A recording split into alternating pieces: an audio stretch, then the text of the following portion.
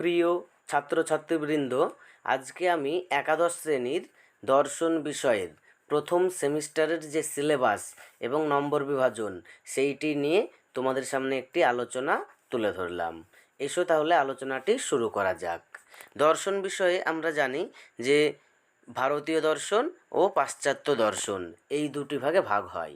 তো ইউনিট 1 ভারতীয় দর্শন, এখানে অধ্যায় রয়েছে 1 দর্শন শব্দের অর্থ, 2 ভারতীয় দর্শন সম্প্রদায়গুলির শ্রেণীবিভাগ, 3 জ্ঞান লাভের 6টি পদ্ধতি, প্রমাণ সম্পর্কে ভারতীয় তথ্যসমূহ, 4 চার্বাক কর্তৃক অনুমান প্রমাণ খণ্ডন, 5 ন্যায়সম্মত প্রত্যক্ষের লক্ষণ, 6 নির্বিকল্পক ও সবিকল্পক প্রত্যক্ষের পার্থক্য, 7 ন্যায় দর্শনের অনুমান সম্পর্কে বক্তব্য।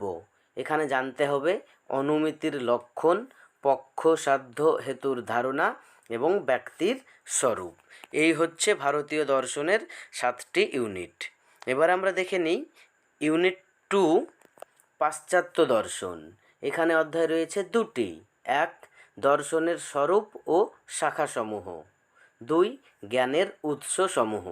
এই জ্ঞানের উৎসসমূহ সংক্রান্ত অভিজ্ঞতাবাদ, লক, বার্কলে, হিউমের মতবাদ, এবং বুদ্ধিবাদ, ডেকার্ত, স্পিনোজা ও লাইবনিজ এদের অভিমত। এই হচ্ছে দর্শন বিষয়ের সম্পূর্ণ সিলেবাস। এবারে আমরা নম্বর বিভাজনটি দেখে নিই।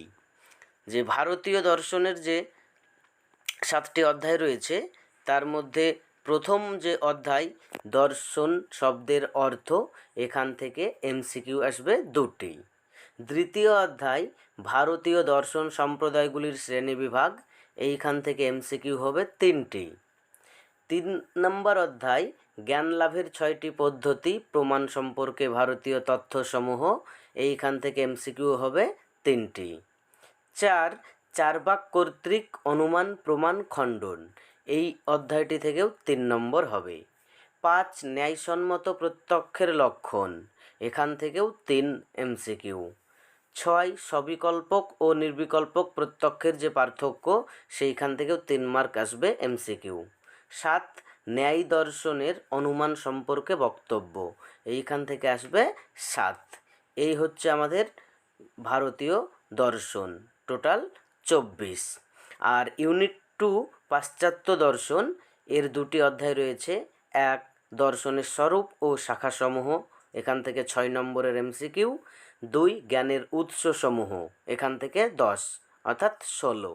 তাহলে পাশ্চাত্য দর্শন থেকে এমসিকিউ হবে 16টি, আর ভারতীয় দর্শন থেকে এমসিকিউ হবে 24টি, টোটাল 40 নম্বরের পরীক্ষা হবে।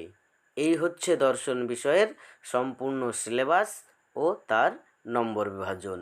আশা করি ছাত্রছাত্রীদের এই আলোচনাটি খুবই উপকারী হবে। পরবর্তী ভিডিওগুলি পেতে চ্যানেলটি সাবস্ক্রাইব করে পাশে থাকা বেল আইকনটি অন করে রাখো।